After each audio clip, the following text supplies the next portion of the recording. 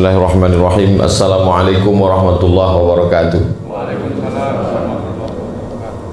Alhamdulillah wassalatu wassalamu ala rasulillah wa ala alihi wa sahbihi wa man tabi'ahu wa mawala.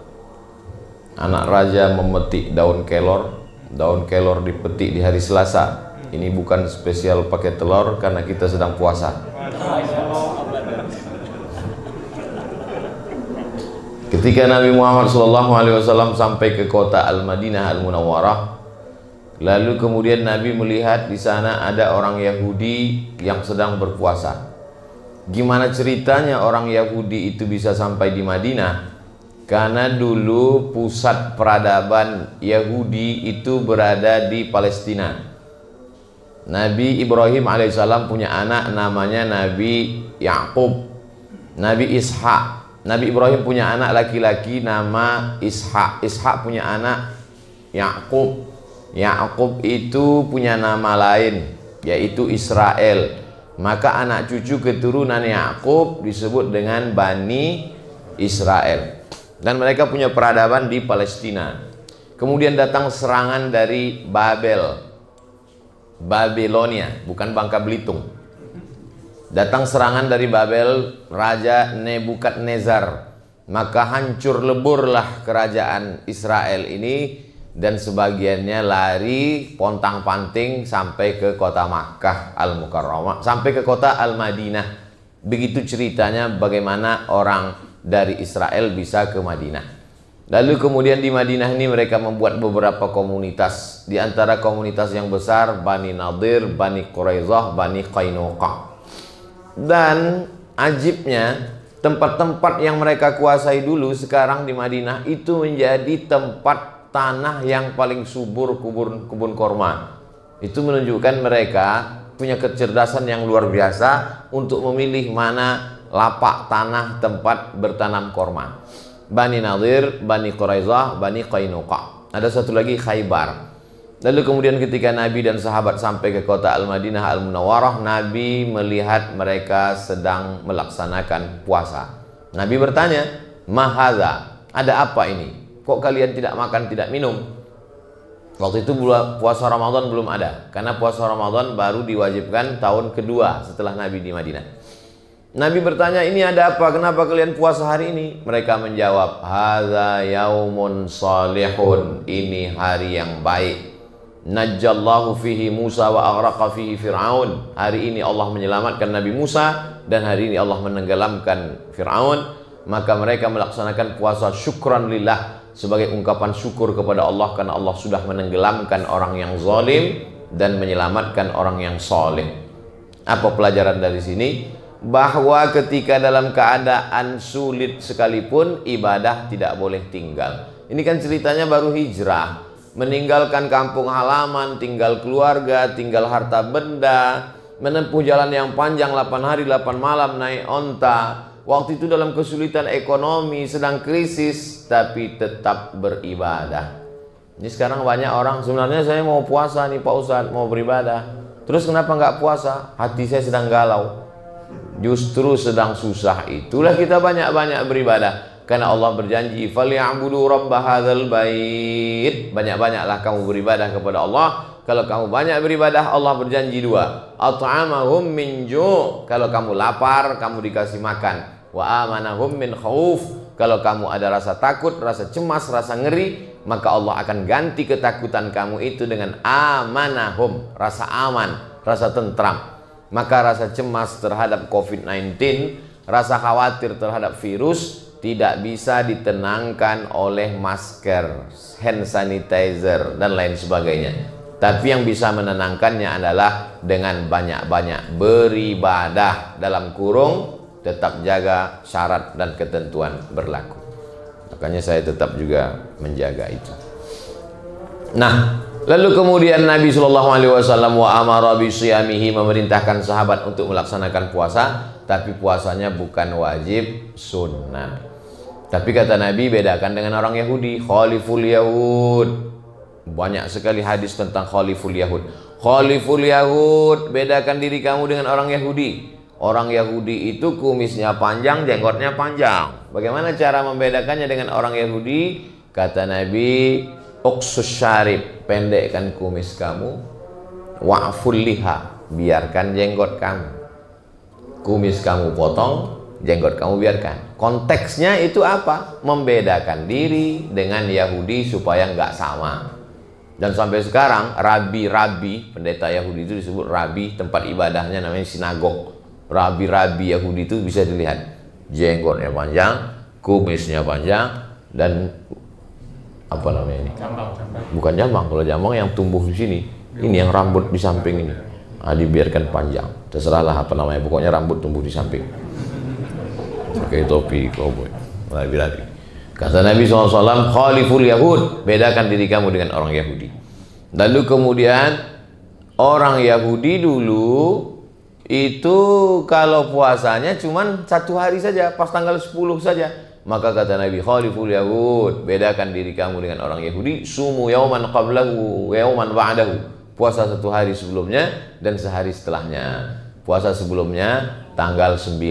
Tanggal 9 itu bahasa Arabnya tis'a, disebut dengan tasu'a.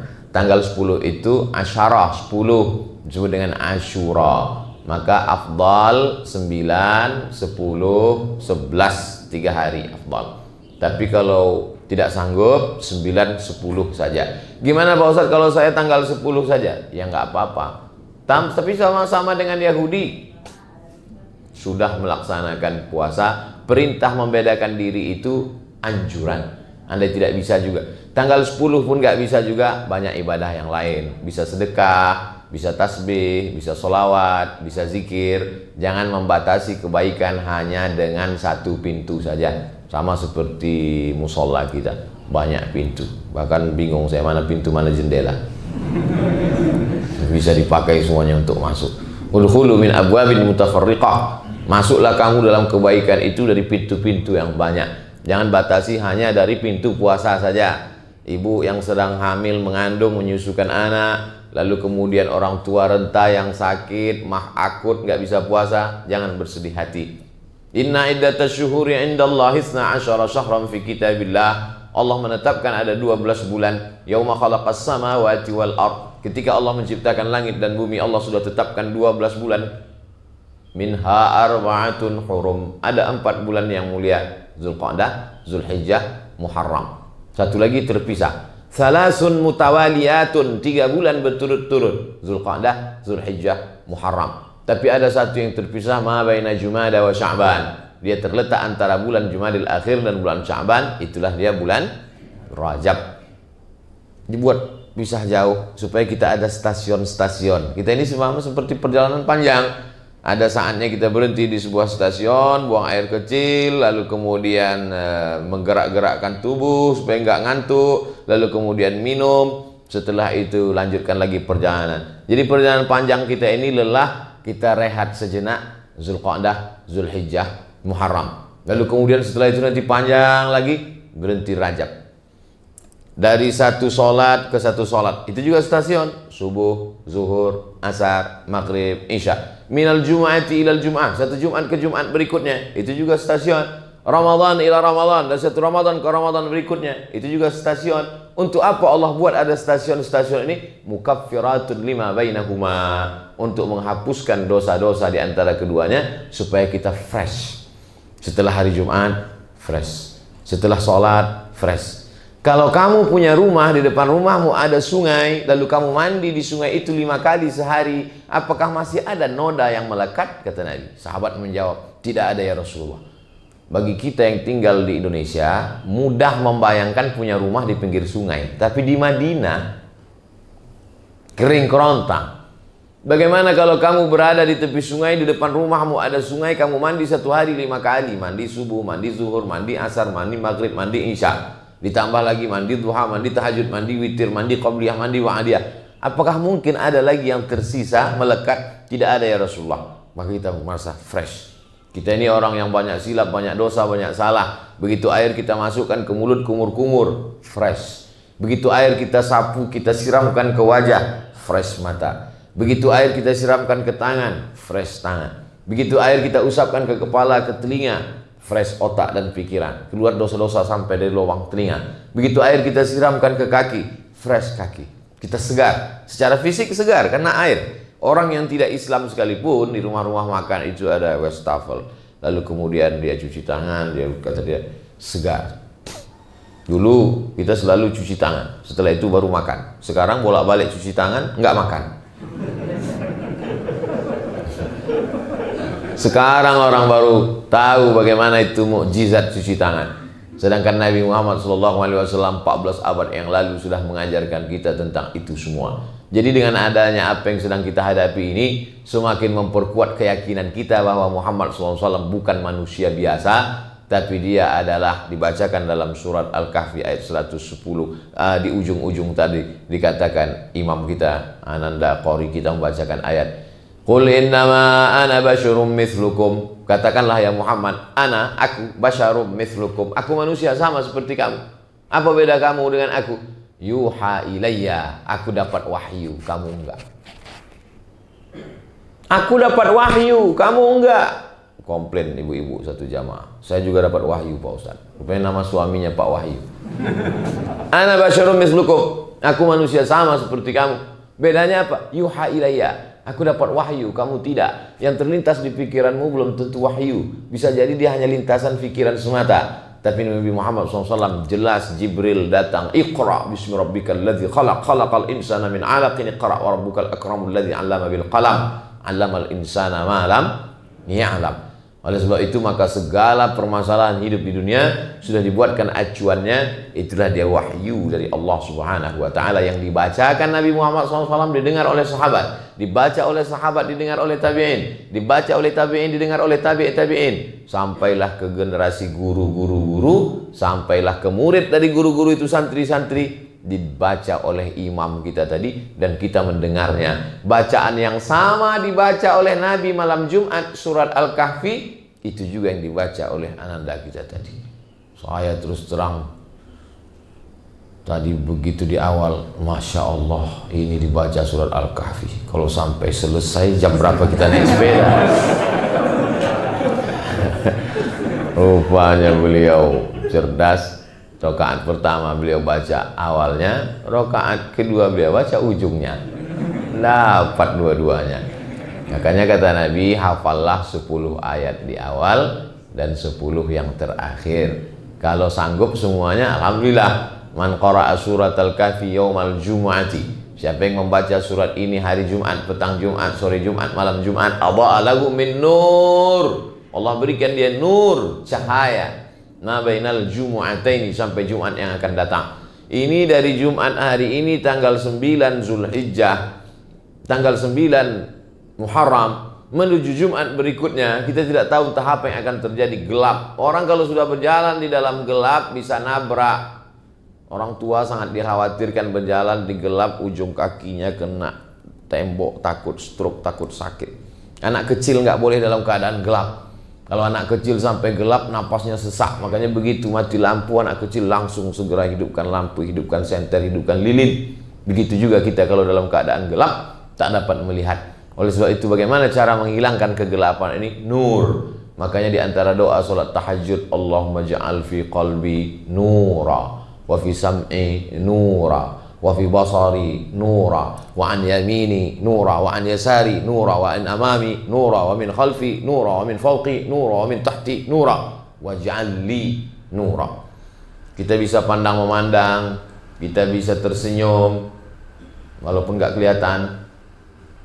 Kita bisa membedakan mana tiang, mana orang, mana pintu, mana jendela. Itu karena nur, cahaya. Oleh sebab itu kita bisa tahu mana hak, mana batil, mana betul, mana salah. Itu karena cahaya. Maka kita meminta bimbingan dapat cahaya dari Allah, maka kita sedang berada beruntung di bulan mulia, bulan haram, di hari yang paling mulia, hari Jumat, di waktu yang paling mulia, waktu subuh, pada saat momen kemuliaan menjelang Asyura 9-10, berada di tempat yang paling mulia, rumah Allah, masjid, musola, bersama orang-orang mulia, ada hati iman Islam di dalamnya. Mudah-mudahan kita selalu mendapatkan kemuliaan-kemuliaan. Berada di tempat orang mulia, bersama orang mulia, mendapatkan kemuliaan. Ada orang amat sangat senang, saking senangnya melihat makam Nabi, secara spontan tangannya memegang dinding makam Nabi. polisi marah, jangan pegang, nggak boleh. Lalu kemudian ditangkaplah orang ini, ditangkap karena dianggap sudah melakukan perbuatan tercela karena memegang dinding makam Nabi. Lalu kemudian kepada orang yang nangkap itu diberikan Al-Quran, hadiah. Begitu Al-Quran itu diberikan kepada dia, dia cium Quran. Bapak kok cium kulit kambing? Enggak, saya cium Quran, bukan kulit kambing. Itu yang Bapak cium kulit kambing. Saya bukan cium kulit kambingnya, saya cium isinya. Sampul Qurannya kulit kambing. Yang dicium bukan kulit kambingnya, isinya. Oh, jadi boleh? Iya. Terus tadi saya megang dinding kok nggak boleh? Saya kan bukan megang dindingnya, saya rindu pada orang yang di dalamnya. Kalau gitu Bapak ditangkap juga karena nyium kulit kambing. Saya bukan mau ngajarkan nanti pergi umroh lalu mencium dinding makam Nabi, enggak. Kadang kita karena terlalu spontan, akhirnya kita terlarut-larut. Alaila tuhibbu amid dunya wa ma fi tawayaha. Hai Qais, mana yang lebih kau pilih? Dunia beserta isinya atau Laila? Kata Qais, lahu baru ni'aliha ahabbu ilayya wa ashfali balwaha. Dunia beserta isinya, maka debu yang menempel di sendal Laila lebih kucinta daripada dunia beserta isinya. Debu menempel di sendal Laila lebih kucinta daripada dunia dan seisinya. Kalau begitu cinta kepada manusia, apalagi cinta kepada orang yang paling mulia di antara manusia, Nabi Muhammad sallallahu alaihi wasallam. Makanya kadang tidak sedikit dari jamaah itu ketika disebut Sallu ala Nabi, Allahumma salli ala Sayyidina Muhammad, meleleh air matanya. Bapak teringat umroh? Enggak Pak Ustaz, gaji 13 belum turun. Ada kerinduan-kerinduan kita yang sangat mendalam kepada Nabi Muhammad sallallahu alaihi wasallam. Makanya kalau cinta kepada Nabi Muhammad, ikutilah amalan-amalannya. Di antara amalannya ya ini. Yang puasa hari ini baik, yang belum sempat, belum sanggup hari ini ya nggak apa-apa, besok hari Sabtu aja. Ustadz hari ini puasa, insya Allah kalau kuat, kalau sampai. Kalau nggak puasa nggak salah juga, saya kan musafir. Bapak Ibu yang dimuliakan Allah Subhanahu wa Ta'ala. Ibu-ibu nggak ada Pak Ustadz? Ada, mereka nanti nonton, ini diupload. Nanti nggak disapa dia komplain.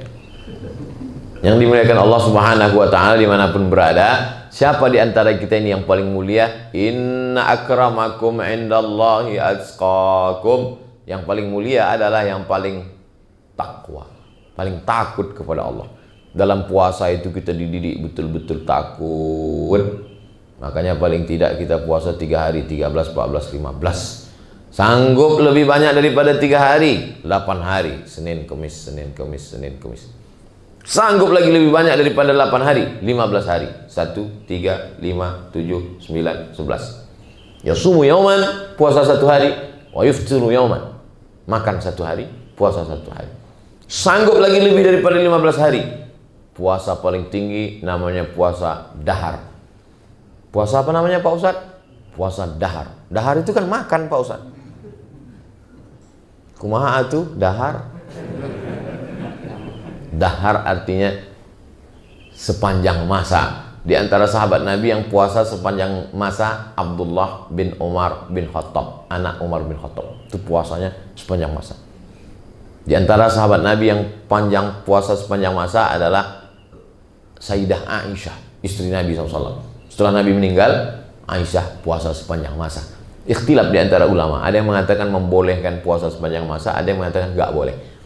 Tapi setelah diteliti yang mengatakan boleh puasa sepanjang masa kalau tidak ada menimbulkan mudarat, halangan.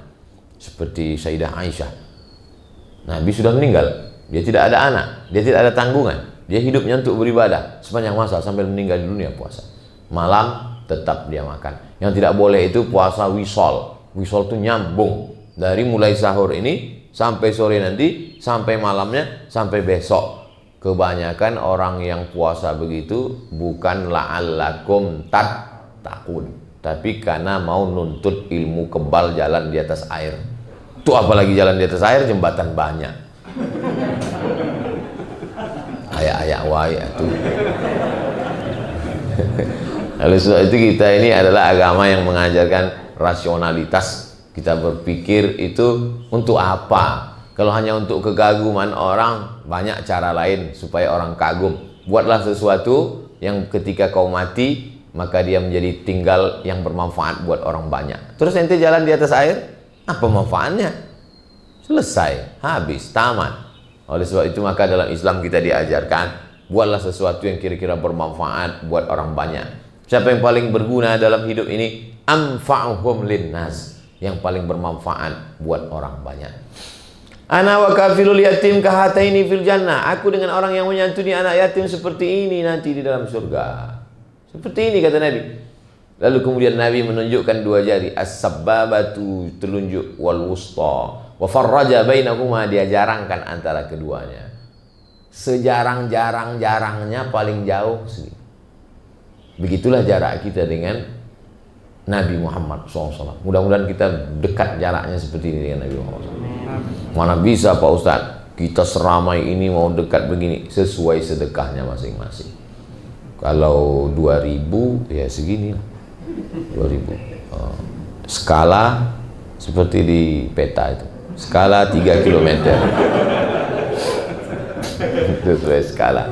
Tapi kalau orang-orang yang bersedekah membangun 100 masjid, itu di Sulawesi ada orang kaya bangun 100 masjid. Kemarin saya ketemu lagi di Medan, Ustadz doakan tanah saya laku, insya Allah Pak Haji, saya punya program bangun 99 masjid Pak Ustadz, bangun pondok pesantren gratis. Saya pergi lagi di Kalimantan, itu dia punya 1.700 anak yatim, itu 3 tahun yang lalu.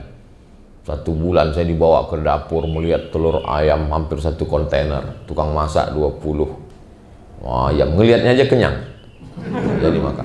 Saya tanya, ini biaya makannya berapa sebulan Pak Haji? 800 Pak Ustadz. 800 apa? 800 juta. Yang nanggung berapa orang Pak? Hehehe, saya sendiri. Luar biasa, Masya Allah. Inilah yang orang dekat dengan anak yatim. Kita ya sadar-sadar aja lah. Tapi kita mesti punya cita-cita yang luar biasa. Nah, bulan-bulan Muharram, bulan mulia, ini juga bulan mendekatkan diri kepada Allah Subhanahu wa Ta'ala. Bulan yang lain kita dekat, tapi khusus di bulan sama seperti bapak ibu sayang kepada anaknya. Tapi pada saat ada momen-momen penting, sesuatu hari-hari mengenang mereka, itu lebih sayang lagi. Pada hari pembagian rapor, itu masih, zaman sekarang anak-anak masih ada pembagian rapor. Mana tahu semuanya online kan? Sekarang online. Ujian online, rapor online, ilmu pun online. Mati laptop, hilang ilmu. Mati HP, lost contact.